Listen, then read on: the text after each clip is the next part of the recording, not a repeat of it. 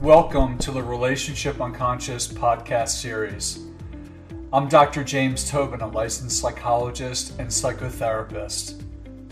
My clinical practice is based in Newport Beach, California, and I work with individuals, couples, and families primarily on their relationship issues. I also conduct psychotherapy groups and interactive educational workshops on romantic relationship issues and parenting concerns. In this podcast series, Relationship Unconscious, I focus on how the mind's unconscious influences the way we think, feel, and behave in our relationships. Although we probably like to think our conscious intentions and desires determine how our relationships play out, unfortunately, that's not really the case. Freud established the significance of the mind's unconscious in determining many aspects of our intrapsychic and interpersonal lives, and since the time of his contributions, our knowledge base has evolved considerably. Drawing from all I've learned from my patients in 17 years of clinical practice, it's my hope that this podcast series will capture just how the unconscious impacts our relationships, and perhaps even more importantly, will help listeners navigate the mind's tendencies, especially those tendencies that hinder the attainment of healthy, fulfilling relationships. If you'd like to learn more about my psychotherapy practice, group and workshop offerings, and other services I provide, please visit my website at www.jamestobinphd.com. That's www.jamestobinphd.com, or email me at jt@jamestobinphd.com. What you elicit. Many approaches to self-improvement and personal change are largely focused on self-understanding, on learning about one's problematic or limiting beliefs, tendencies, and self-destructive actions. Although this perspective on the internal personal factors that may be responsible for a person's discontent is important, it is certainly not the only perspective worth considering, and in my view, may actually limit what can be learned from other vantage points. Sometimes, how you see yourself, your problems, difficulties, and issues, is far less important than how you impact others. More specifically, what you elicit in others activates powerful relational and social dynamics that ultimately dictate your experience in the world far more than how you see or feel about yourself. For example, a person may experience an ongoing issue in the workplace across many professional experiences, in which she ends up feeling like her contributions are taken for granted and that her hard work and diligence are seldom recognized. She often ends up feeling devalued and frustrated, and as her career progresses, develops somewhat of an inferiority complex, believing she's not as smart or as capable as she once thought, despite a track record of clear achievements and industry expertise.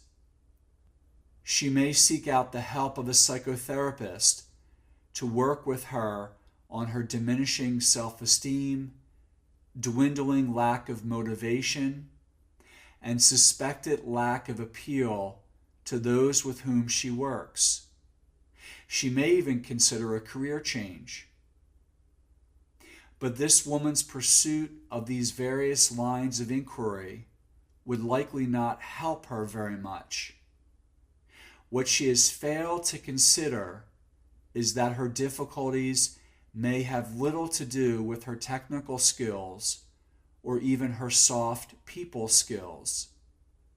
She may actually be a very competent professional whose work ethic and consistently high performance are generally recognized. She may also be quite personable and interpersonally astute. The factor that seems relevant to the core of her problems has more to do with what she elicits in others. That is, it seems clear that this woman comes across as especially hardworking, ambitious, and committed. However, these positive qualities may, ironically, elicit in others problematic reactions. For some of her coworkers, her qualities may elicit feelings of envy, especially in those persons who simply do not have this woman's drive and motivation. In other coworkers, this woman may elicit memories of their own personal histories in which they had been earnest in their endeavors, but for whatever reason, failed. Yet for another group of coworkers, this woman may elicit discomfort at their own need for approval, about which they feel conflicted or may even resent.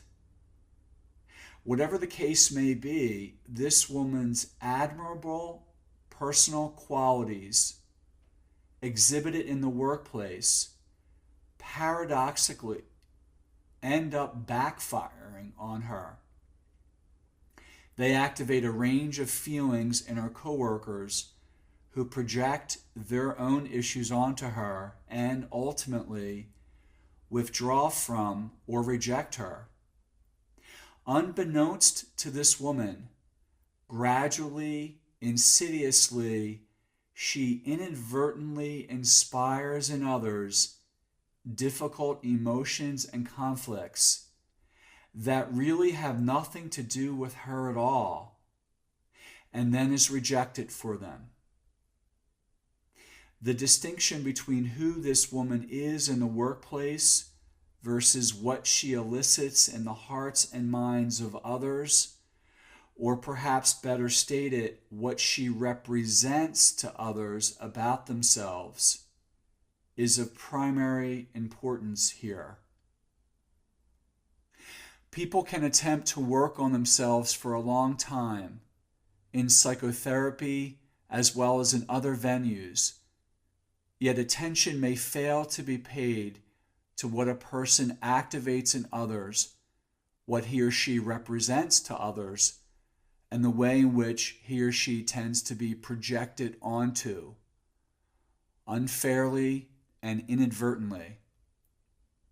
Group psychotherapy, oriented toward unearthing and exploring what each group member activates in other group members, is one form of treatment that attempts to get at these interpersonal dynamics.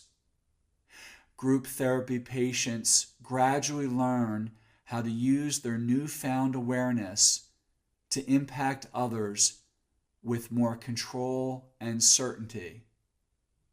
However it is illuminated, what we activate in others about their own histories and personal dilemmas is an often overlooked yet crucial perspective in any effort to gain insight into oneself and achieve growth. Thanks for listening to the Relationship Unconscious podcast. I hope you enjoyed this episode.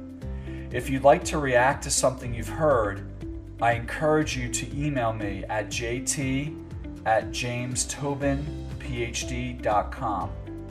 Also, please add a rating and review the Relationship Unconscious podcast on iTunes. Thanks for being such a great support of this podcast. Tune in next time for more on how the unconscious influences our relationships.